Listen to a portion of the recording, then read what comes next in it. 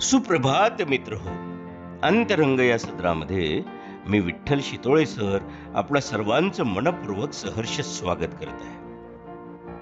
बऱ्याचशा वेळेला आपल्याला एकांत हवा असतो. तो कशासाठी नेमका? ज्याला हवाय त्याला न मिळणारा आणि ज्याला नकोय त्याची साथ कधीही न सोडणारा एकांत.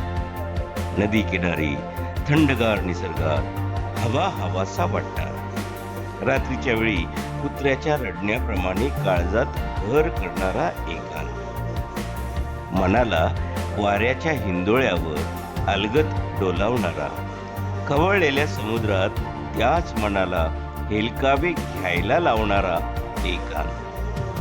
आपणहून सुखाच्या गर्तेत गुंग होऊ पाहणारा. त्या चक्रव्यूहातून बाहेर पडण्याचा केविलवाना प्रयत्न करणारा एकांत. पक्ष्यांचा चिवचिवाट मधुर गाण्यासारखा भासणारा.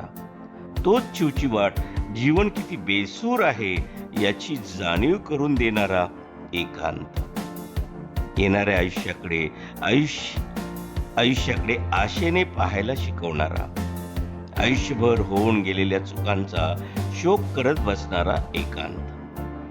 चेहऱ्यावर हास्याची रेघ ओढणारा.